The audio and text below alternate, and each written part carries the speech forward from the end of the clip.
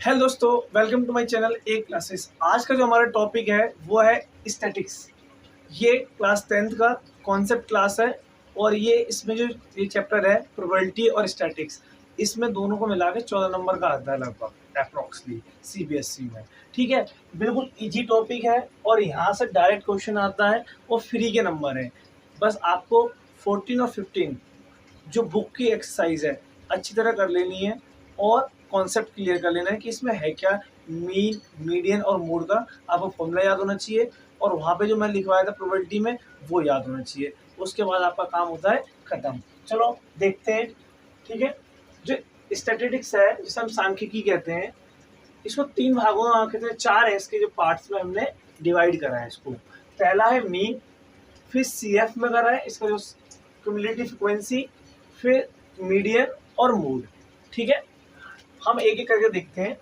पहला है mean. Mean को हम कहते हैं माध्य। क्या कहते हैं बेटा? माध्य। माध्य क्या होता है, आप कोई बता सकता है? अगर जिसको पता हो वो कमेंट बॉक्स में कमेंट जरूर करें। ठीक है, मीन मीन होता है माध्य।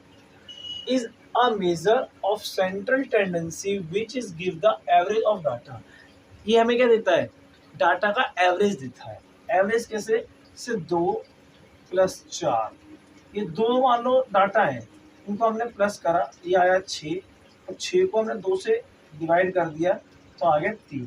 3 किसका? इसका एवरेज है, मतलब औसत है। ठीक है, यही काम करता है मीन। इसके फिर 3 पॉइंट है, मतलब 3 पॉइंट नहीं है, इसके 3 मेथड कह सकते हैं हम। क्या कह सकते हैं? मेथड। एक डायरेक्ट मेथड है, एक एज्यूम मेथड है, एज्यूम मीन मेथड, एक स्टेप डेरिवेशन मेथड है। जब तक पेपर में कोई मेथड नहीं बोला जाए, जब तक आप उस मेथड को नहीं लगाएंगे। और आप कौन सा मेथड हमेशा यूज करेंगे? पहला वाला डायरेक्ट मेथड।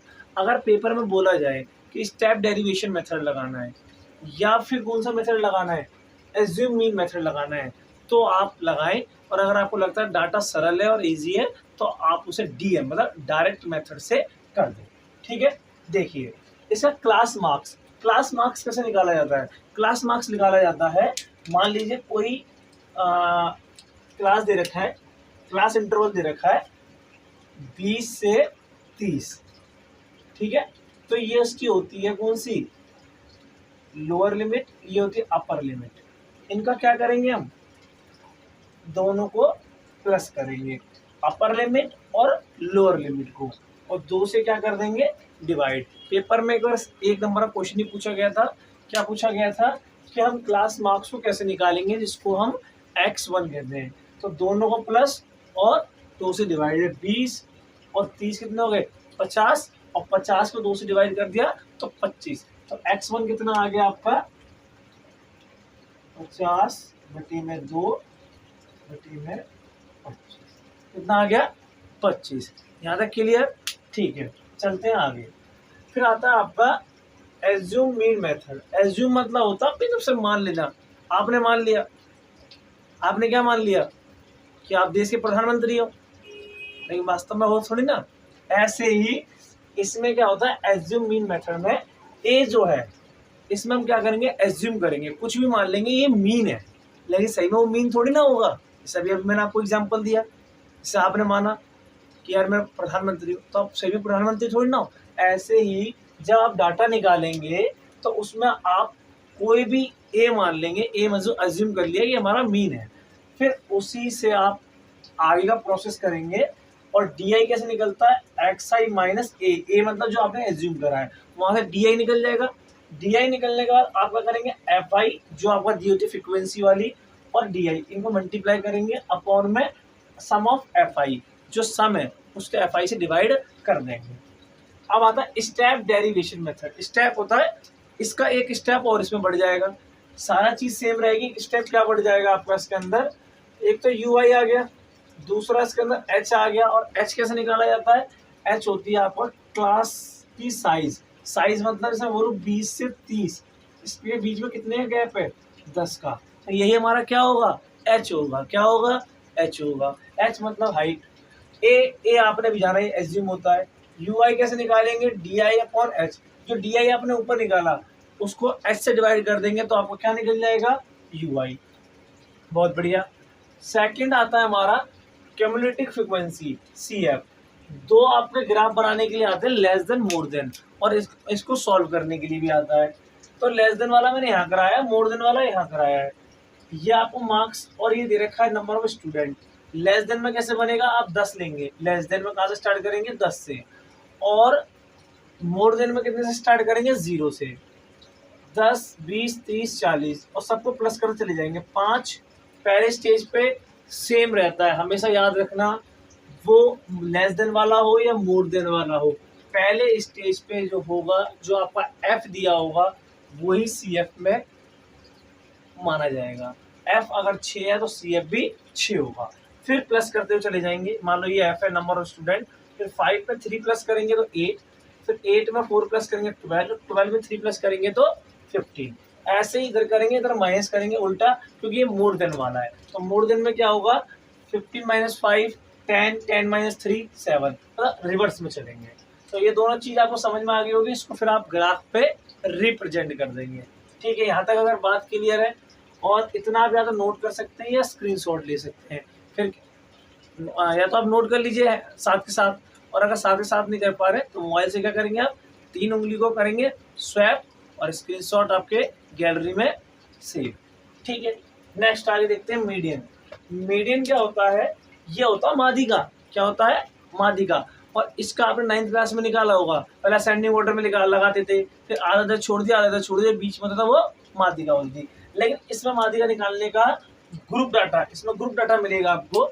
ये भी मोड भी ग्रुप डाटा में, क्योंकि यहाँ मोड कैसे निकालते थे हम पहले पिछली क्लासों में, जैसे हम हिंदी में कहते हैं बहुलक। बहुलक कैसे निकालता था, कोई संख्या जो ज्यादा बार रिपीट हो रही है वही क्या कहती थी, हमारी बहुलक कहलाती थी, मोड कहलाती थी। ऐसे ही मीडियन है, मीडियन भी ग्रुप डाटा है। मीडियन निकालने का फॉर्मूला है L n/2 माइनस CF बटे में F इंटू H। तो जो आपका L है, L से क्या होता है, लोअर लिमिट। लोअर लिमिट मैंने बताई थी, जो पहली वाली लिमिट होगी इसे क्या कहते हैं, लोअर लिमिट होती है, जो पहले नंबर पे होती है, और ये वाली अपर लिमिट होती है, इसको है ना U कहते हैं। आते हैं N2। N2 होता है नंबर ऑफ ऑब्जर्वेशन। जो आप F आप ये है, जो F1 लाइन ये वाली, इसको जब प्लस करोगे, प्लस करने के बाद इसको हम मानते हैं N, इसको हम क्या कर देंगे, 2 से डिवाइड कर देंगे। माइनस CF होता है जब आप F की वैल्यू निकाल लेंगे, उसके ऊपर वाला होता है CF, और नीचे आएगा F की वैल्यू जो आप निकालेंगे, और इधर H होता है उसका क्लास का साइज, 10 का गैप था या 20 का गैप था या 30 का या 5 का। ठीक है, इसके ऊपर क्वेश्चन कर लेंगे तो आपके कॉन्सेप्ट और ज़्यादा क्लियर हो जाएंगे। इन कॉन्सेप्ट को पढ़कर कॉपी में सजा के रखना नहीं है, उसको रिवाइज करके फिर उसके ऊपर क्वेश्चन की प्रैक्टिस करनी है। कम से कम मैक्सिमम क्वेश्चन प्रैक्टिस करना, बुक से तो करना, और उसके अलावा भी एक्स्ट्रा लगा लेना, कोई प्रीवियस ईयर। ठीक है, लास्ट 5 साल के लगा लोगे, आपका काम हो जाएगा। ठीक है, आगे सुनिए। मोड को हम कहते हैं बहुलक। ग्रुप डाटा मोड का फॉर्मूला होता है L plus F1 minus F0 बटे में 2F1 minus F0 minus F2 bracket बंद इंटू H। और F1 है आपका frequency of model class, F0 preceding, F2 है सक्सीडिंग। एक आगे, ये बहुत आसान होता है मोड निकालना। अगर आपने एक चीज निकाल ली तो उसका ऊपर वाला F0 होगा, मतलब अगर आपने नीचे का निकाल लिया, ये ऊपर का निकाल लिया, तो नीचे वाला F2, ऊपर वाला F1 और बीच वाला F0। ठीक है, और आपको क्या निकालना, H होता है, H आप निकाल लेंगे, और L निकाल लेंगे। H साइज होता है और L लोअर लिमिट। ये मोस्ट इंपोर्टेंट फॉर्मूला है जो पेपर में डायरेक्ट क्वेश्चन आता है यहाँ से, डायरेक्ट। ठीक है, डायरेक्ट क्वेश्चन आता है यहाँ से। ठीक है, और मोस्ट इंपोर्टेंट फॉर्मूला है, यहाँ से आपको पेपर में देखने को जरूर मिलेगा। इसमें आपको मीडियन या मीन या मोड, कुछ भी 2 चीज दी होगी, एक चीज पूछेगा। अगर वो बोल देगा 2 मीडियन है तो 3 इंटू 2 6 हो गया। मोड 5 दिया हुआ है तो 6 और इधर 5 आ जाएगा, तो इधर 2 मीन आप निकाल लोगे। मीन अगर कुछ दिया तो आप x मान लेना, x मान के निकाल। 2 चीज आपको दी होंगी, एक निकालनी होगी, ये बात ध्यान रखनी है आपको। ठीक है, ध्यान रखेंगे। आप प्रॉमिस करो कि भैया हम इसको नोट करेंगे, अपनी कॉपी में एक बनाएंगे मैथ की कॉपी, जिसमें हम कॉन्सेप्ट लिखेंगे। जितनी मैंने क्लास कराई है क्लास 10th की, सारे कॉन्सेप्ट वाइज उसमें लिखेंगे, और हर किसी में एक पेज छोड़ेंगे, 1 से 2 पेज। बाद में कोई चीज़ अगर ऐड करानी हो या आप कुछ रिसर्च कर लेते हो तो वो उसमें ऐड हो जाए। तो हमेशा कोई भी कॉन्सेप्ट आप लिखते हो किसी भी चैप्टर का, उसके बाद 1 से 2 पेज छोड़ दें उसके अंदर, जिससे बाद में वो कॉन्सेप्ट उसके अंदर ऐड किए जा सके, क्योंकि अभी पेपर जो आपके हैं वो कब है, मार्च में, मतलब फरवरी में स्टार्ट हो जाएंगे, फरवरी मार्च में। तो अभी टाइम है आपके पास, अभी आपको सारे कॉन्सेप्ट लिख लेने हैं और उसके बाद उसमें प्रैक्टिस करनी है। ठीक है, तो आई होप आपको वीडियो अच्छी लगी होगी, और वीडियो अच्छी लगी हो तो वीडियो को लाइक, शेयर और सब्सक्राइब करना ना भूलें। अगली किस टॉपिक पर आपको वीडियो चाहिए वो आप कमेंट करके बता दें। ठीक है, जय हिंद, जय भारत।